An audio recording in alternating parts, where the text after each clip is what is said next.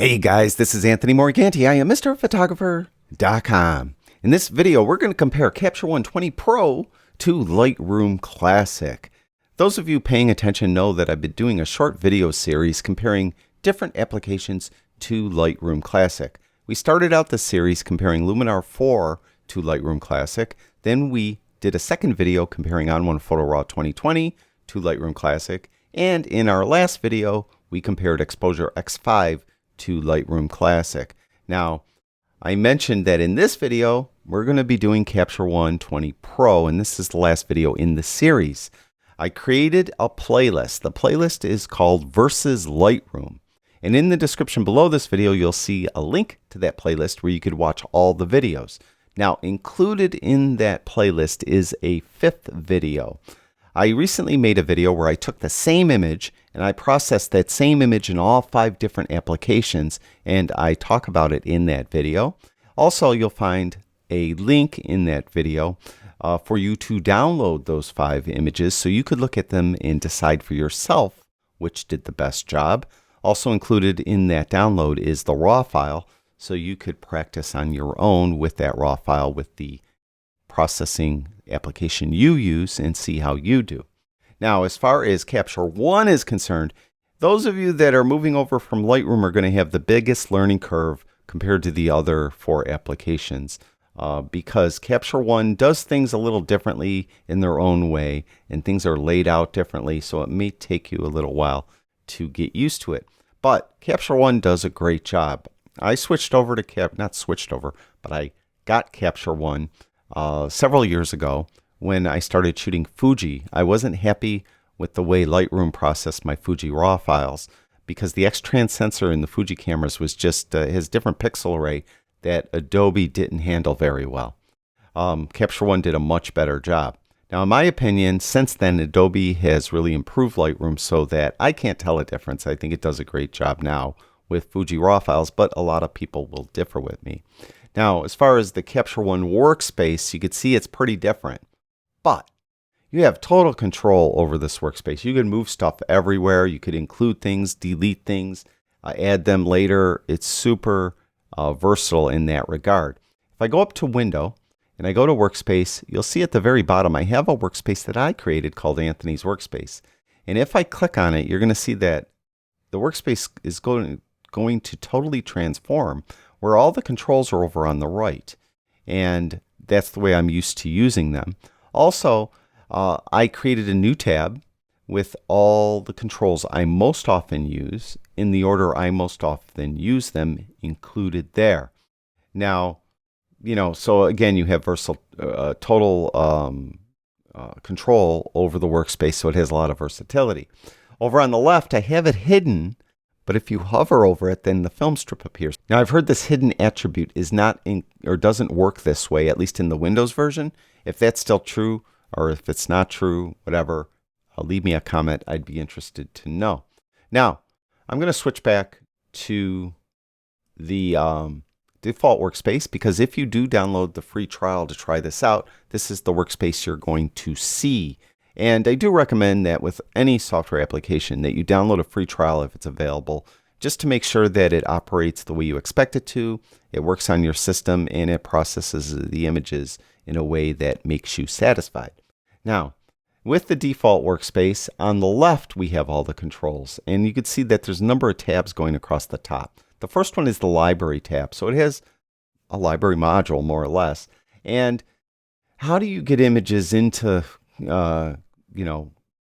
Capture One? Well, there's really 2 ways. You just really can't navigate to an image on your computer and start working on it. You have to either import it, similar to the way you import images into Lightroom, or you create a session.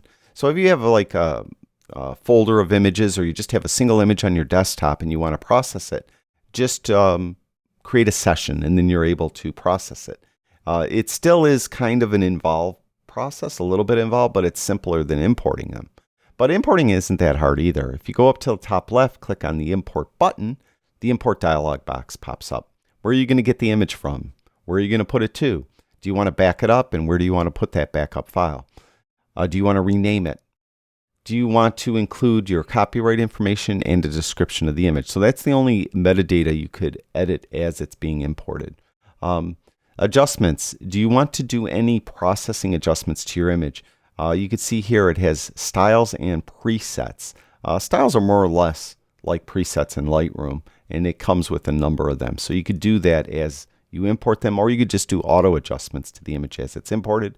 And down here, file info, if I just click like on an image in the viewer on the right, that file info will show up there. So it's a easy to navigate import dialog, and it's pretty straightforward. And you could import images into the catalog of Capture One and start processing them. Also, throughout the library module or on the library module, you see you could create collections. You have your folders here, so it's similar to Lightroom in that regard. Also, you could give an image a star rating or a color label, and then it has powerful filters. You could filter by those attributes, or you could filter by date, keywords. I'll talk more about keywords in a moment, and the location of where the image was taken. So all that's in the Library tab. Now next to the Library tab is the Capture tab. That's for tethering. So if you're tethering, Capture One works great. And you have a lot of control over the tethered image with all these tools that are available here. Next to Capture is Lens. So this is all the profile information for your lens. You could correct for it automatically with the checkboxes. You could just do it manually with the sliders. You could defringe the image. You could crop it. Now the crop tool is up here in the top tool well, but the controls for it are over here. You could, typical crop, nothing special. Keystone adjustments. You could see I did a keystone adjustment to this image because if I go to an unprocessed RAW file, you can see how the lights are kind of falling backwards, and I corrected that in this image with the keystone adjustments. You can rotate and flip. You could put a grid on your image by clicking in the top right hand area where the grid is, and then you could control the color of the grid, and you could have the grid follow the crop and then click it to show turn it off. LCC profiles information is here. Nothing in this image is applicable. Next to lens we have color, and I think this is really where color or Capture One stands apart from the other applications. It has a lot of powerful color tools. A lot of the tools are similar to tools you'll find in video editing software like DaVinci Resolve or Adobe Premiere Pro. First of all, at the top, you just have base characteristics for the RAW file. First of all, the ICC profile itself, it automatically found it was shot with a Fujifilm X-T3, all right? Then, what profiles are included in this RAW file? With Fuji, they call them film simulation modes. So if you click there, you'll see all the oops, not there. If I click here, you'll see all the film simulation modes are here. So I could pick my film simulation mode, and the processing engine, the current engine is Capture One 12. White balance controls are here, and again, you'll see white balance is going to appear, I believe it is going to appear in other tabs as well. So things could be repeated. You could remove things. Very easy to do. Just right click on something. You could add a tool. You could look at all the different tools there. You could remove the tools that are currently on this tab. And you could then add new tabs and add tools to the tab. So a lot of versatility. Now color. First of all, color balance. You could do a master color adjustment just to move this like circle here. So again, this is pretty similar to a lot of video editing software. You get three-way controls where you could do the highlights, shadows, and midtones independently of one another. Then you could do those here as well. So there's a color balance tab. Below that is black and white. If you want to process this image in black and white, this little check mark, and then you could adjust the tonal values with these sliders here. And normalize is another, again, kind of the way it's processing the color, I guess you could best explain that here. And then the color editor, this is the HSL tab that you find in other applications. So you could adjust the hue, saturation, and lightness of any color in the image. It also has an advanced tab that again has that color wheel, and it has skin tone as well. So you could adjust skin tones, and you would very easily do that. So I think the color controls are significantly different in Capture One compared to other applications, but very powerful. Next to that is the exposure tools. If you click there, you see at the top, sticky is layers, and a lot of times what's going to be sticky on one tab will be different in another tab. Also, I think this is unique to Capture 120. I don't think that's in earlier versions, if I remember right, where you could stick something so it doesn't scroll like the other tools. Now below, or included in this tab, is again white balance, exposure controls, that's exposure, contrast, brightness, saturation, high dynamic range. It isn't HDR. It's actually the highlight, shadow, white, and black sliders. The white and black sliders are unique to 22. It wasn't in earlier versions. Then you have the levels control. I prefer levels. So you could do levels adjustment. It has curves adjustment, so it has a tone curve. Then it has clarity, where you could adjust clarity and structure, and vignetting, all in the exposure tab. Next to that is the details tab.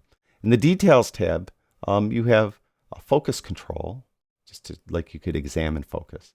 You have sharpening, noise reduction. You could add film grain. It has spot removal controls. The spot removal is up here in the tool well, but the controls are right here. Then it has a moire adjustment tool as well. Next to that is metadata. And here, or no, I'm sorry, next to that is adjustments. These are your preset styles, and all that is loaded here. They also have a lot they sell. You could purchase them from Capture One. Next to that is metadata, and you have your metadata info here. You could add keywords. Oops, you could add keywords. It has a keyword library. You could catalog, or you could have keywords for the catalog there, or catalog keywords, I guess, whichever way you want to talk it. And you talk about it. You could actually annotate on the image in specific colors there. Next to that, we have these this output tab. And this, when I first started using Capture One, I guess confused me a touch. But with this, you could create actual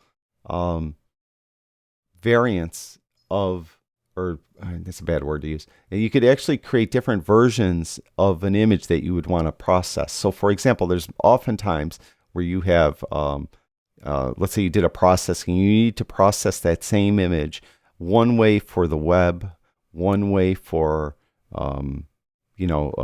to send to somebody, that, and another way for to be printed, and so on. So you do all that with recipes. First of all, you would create a specific recipe. For instance, I'm clicked on one that's created already. It's an 8-bit TIFF with these attributes, and it would be saved to the desktop, and so on.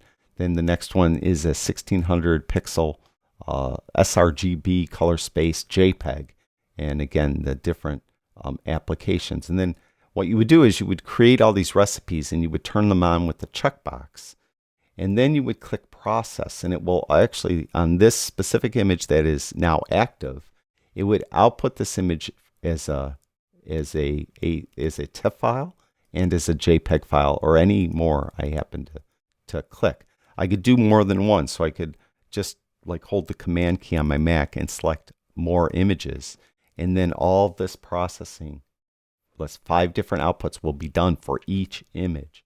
So you could see how it could be very, very powerful tool that you could use when you export images in Capture One. Now, next to that, in the very last tab, is batch processing and batch operations that you could do here as well. Now, those are these tabs going across. And again, it's very customizable. You could add tools, remove tools, and so on and so forth. Now, I said a variant of an image, and I said that was a bad word. That's because you could create a variant of an image, and that's similar to a virtual copy in Lightroom. So basically, it's just you're kind of making another RAW file that's virtual. It's not going to take any more disk space on your computer, and you could process the original RAW file one way and the variant a different way. There's also clones in Capture One as well, and that's just an exact clone of your processed image. You could do that as well with that. Now, what kind of bugs me about Capture One, and I know I'm not in the minority, but a lot of people love it nonetheless, are the tools. The tools kind of bug me in Capture One. First of all, let's just start up at the top. You can see this tool well here. The hand tool next to this. This is just if you're zoomed in, you could drag around, right? Then you have this loop tool, and that is you could go over an object, just click on it, and it will give you a zoomed in circle look of that object. Then you have the crop tool, and then if you long hold on that, you could see all the different crop specifications you could choose from. Wherever there's a little down arrow, you could just long hold on that, and you could see that there's more choices. Then we have a straighten tool. Then we have the actual keystone adjustment tools that we talked about before. It's available up here. Then we have the spot removal tool. And I think this is where a lot of people get upset with Capture One, because they're actually expecting the spot removal tool to be something it isn't. All the spot removal tool actually is, if I go over to the details tab again, you can see the controls are right here. And you have the option of a spot or a dust removal. And that's really all it does. It's meant to remove a spot or to remove a dust particle. It's not really meant to remove, like if there was a seagull up here, it's not meant to remove that. As you can see on this image, there's 3 little overlays there. I removed something there, I removed something there, and I removed something there. What I ended up removing, there was just a little white buoy right here that I removed. A little piece of garbage right there. And a little, I thought there was a piece of garbage down here too, maybe. Yeah, you just can't see it in that image. So I just removed those because they were small, unobtrusive, and they weren't super large. And I was able to do it. But specifically, this tool is meant to remove dust spots and sensor spots, things like that. It's not really meant to remove anything with high contrast, like maybe a white bird in a dark blue sky. For that, you would want to use either the clone or heal tool. And let's go on a different thing. Now, one thing about, back to the spot removal tool, you can't paint with it. It's just a click with the mouse, and you click a circle area. You can't paint with it. Also, you can't control where it's sampling from. It just is going to remove what is under that circle and does it without you telling it where to go to or anything like that. Now, the clone and heal tool is a little bit different. So I have this image here, and let's just say, you can see over here on the left, there's this branch sticking into the scene. It actually was sticking into this scene as well, but I used the heal tool to eliminate it. And to do that, what you would do is to use the clone or heal tool, go to the layers section. You want to create a new layer. So that's another difference in Capture One. It has layers. Lightroom doesn't. What you would do, go on this little plus sign and click and long hold there. We want to click a heal layer, a new heal layer, because we're going to use heal right here. Then what we need to do is get a brush so we could paint on it. Now, I got the spot tool open now. That's not the brush. We need to get a brush. So you can see this little brush icon right there. You could go there to draw a mask, it's called. You get the B key on your keyboard's keyboard shortcut. If we long press, you can see there's draw mask, erase mask. There's also a linear gradient and a radial gradient available. And we'll just click that brush. Now you can see that the tool looks considerably different than the spot tool. If I right click on here, we have the tool attributes. You can change the size. You could also do that with the bracket keys. Hardness of the brush, the opacity flow of the brush, airbrush effect, kind of looking like it's like you're airbrushing something. Use pen pressure if you're using a tablet. Auto mask and link brush and eraser settings. Nothing big there. So once we have the brush the size we want it, unlike the spot tool, we can paint with this. So let's get a smaller brush, and I'll show you. So we're painting on here, and you can see it's putting the red overlay or mask on the image. And then once I let go, it sampled an area over here. So this is very similar to the Lightroom spot removal tool. We don't want it to sample there, so we're going to pull it up more towards this cloud, try to get so it blends pretty well, and let go, and it will then take care of it. So it does do a very effective job. What kind of bugs me, though, and other people, is you really have to do, if you have multiple instances of having to use this tool, you have to do them on new layers all the time. For example, I just did the tool here. Let's just say, for the sake of argument, that I want to remove just something obvious, this light right here, right? So I'll click over here and I'll paint. So I'm removing this light. And it removed the light in a minute. And it's thinking, there, it did a good job. But see how this removal of these branches, I have a control there where I can move it, but you notice it isn't there? That's because you got one control. Watch. If I move it down here, see how it's moving both? So you have to do this on individual layers, which kind of bugs me, all right?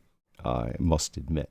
So that is, to me, kind of, I don't know, kind of a pain in the neck. And again, you could either do the heal function or the clone function. I did heal here because it seems to blend the clouds better. Clone's just going to do an exact pixel for pixel copy and paste. So you may not want that. All right, the next tool over from that is the white balance tool right here. This tool here is to copy and paste adjustments to an image from a previous image. And here's the annotate tool, so you could actually write on the image. Now we talked about when we were on this tab right here about these recipes and how you could create multiple recipes and then activate multiple recipes on a single image or multiple images. And then when you click the process button right here, it's going to process the image and output them in those various recipes that we talked about. Now, what if you just want to export an image like here? Well, you can just go to the export dialog, right? And here, where do you want to put it? Location. Do you want to rename it? Now you create your recipe for this export here. Do you want to export it as a JPEG, 4 different types of JPEG, TIFF, DNG, PNG, or PSD. There, of course, the JPEG is the slider, resolution, all that there. Then you could go across, root folder for the export location and so on. Do you want the cropping to respect the crop that you just did? Of course you do, right? And then to the far right, and then output sharpening is available there. And then metadata. What metadata do you want to include in your output or your export? And all that is there as well. And then options, notify when completed. That's because it's going to do the exporting in the background. And if you click that box, a little dialog box will pop up telling you that the exporting is done. So that is exporting in Capture One.